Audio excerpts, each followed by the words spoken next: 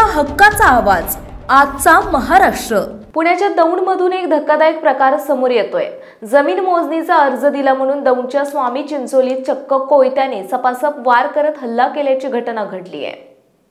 काय होती घटना तर संजय पोपट शिंदे या इस्माने आमची जमीन घेतो का, जमिनीला अर्ज देतो का, अर्ज मागे घे नाही तर तुझं संपूर्ण कुटुंब संपवून टाकेल असे म्हणत शिवीगाळ करत घरी गेला आणि संजय शिंदे याने घरी जाऊन कोयता घेऊन आला आणि सुभाष शिंदे यांच्या डोक्यात कोयत्याने हल्ला करून गंभीर जखमी केले।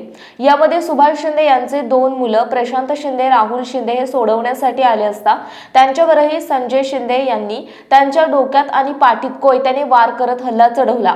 यामध्ये दोघे गंभीर जखमी झाले आहेत। या भांडणामध्ये संजय शिंदे यांच्या कुटुंबातील इस्मांनीही कोयता आणि लोखंडी रॉडने मारहाण केल्याप्रकरणी संजय पोपट शिंदे, विजय पोपट शिंदे, स्वप्नाली संजय शिंदे, कविता पोपट शिंदे, पोपट किसन शिंदे सर्व राहणार स्वामी चिंचोली दौंड या 5 जणांच्या विरोधात दौंड पोलिसात गुन्हा दाखल केला असून सध्या या गुन्ह्यातील आरोपी फरार असून आरोपींचा शोध सुरू आहे। मी पोलीस निरीक्षक गोपाळ पवार, दौंड पोलीस ठाणे। दिनांक 9/9/25 रोजी रात्री 9 वाजण्याच्या दरम्यान ह्याच्यामध्ये एक मारामारीची घटना आमच्याकडे रिपोर्टिंग झालेली आहे। त्यामध्ये इसम नामे राहुल सुभाष शिंदे 34 वर्ष यांना त्यांच्याच भावकीतले 5 लोकांनी कोयतासारख्या हत्यार व काठीने मारहाण केल्याची त्यांनी तक्रार दाखल केलेली आहे।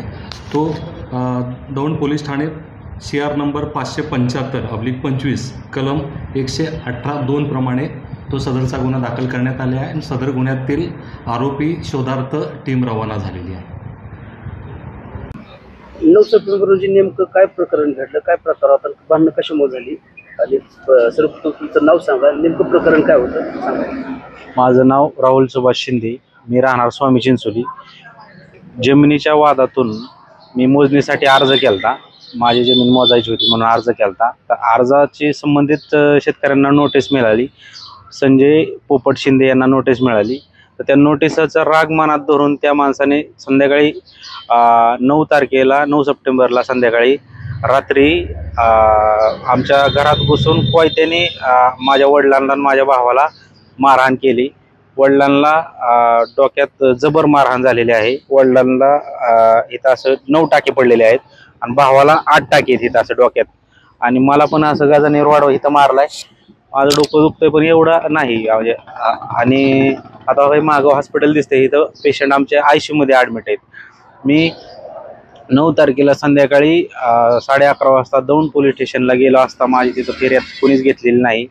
आज गुन्ह्याला 3 दिवस झालेला असून रात्री 1:30 वाजता माझा गुन्हा नोंद करून घेतलेला आहे त्यांनी आज काल रात्री। तर ती गुन्हा नोंद करून घेताना बी अशी साधी कलमं टाकल्यात। 307 सारखा गंभीर गुन्हा असून सुद्धा माझ्या त्यांनी पोलिसांनी अजिबात विचार केला नाही की ह्याला न्याय कसा द्यावा। 307 आणि 326 सारखा गंभीर गुन्हा, आम्हाला जीव मारण्याचा प्रयत्न केला त्यांनी, डोक्यात जबर मारहाण नाही। वडिलांना CT स्कॅनला बारामतीला न्यायचं आहे, आता त्या दिवशी पण CT स्कॅन केलं, पण आम्हाला असं आमचं म्हणणं आहे की बाबा आमचे 307 आणि 326 गुन्हा नोंदवून घ्यावा पोलिसांनी। त्या दिवशी CT स्कॅन केलं, त्याच्यामध्ये काय रिपोर्ट आला? CT स्कॅनमध्ये असा रिपोर्ट आलाय की वडिलांना जास्त इंजरी झाली, डोक्यात ब्लडिंग झालंय मेंदूमध्ये, तर त्यांना हे करावं लागेल म्हणजे ऑक्सिजन व्हेंटिलेटरवर लावा। कालपासून व्हेंटिलेटर चालू आहे त्यांना। आणि तो रिपोर्ट दाखवल्यानंतर पोलिसांनी त्यांच्यावरती कुठल्या प्रकारचं केलं? काहीच नाही त्यांनी ते असे रिपोर्ट दाखवला एकदम, हाच रिपोर्ट आहे, एकदम इंजर्ड असा रिपोर्ट आहे, पण त्यांनी त्याच्यावर एकदम साधी कलमं टाकल्यात। त्यांनी काहीच होणार नाही म्हणजे त्यांना अटक सुद्धा होईल का नाही मला सांगता येत नाही।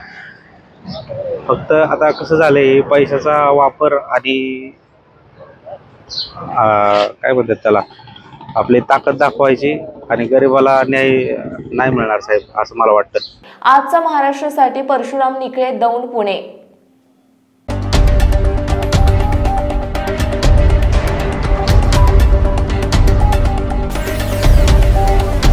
तुमच्या हक्काचा आवाज आजचा महाराष्ट्र।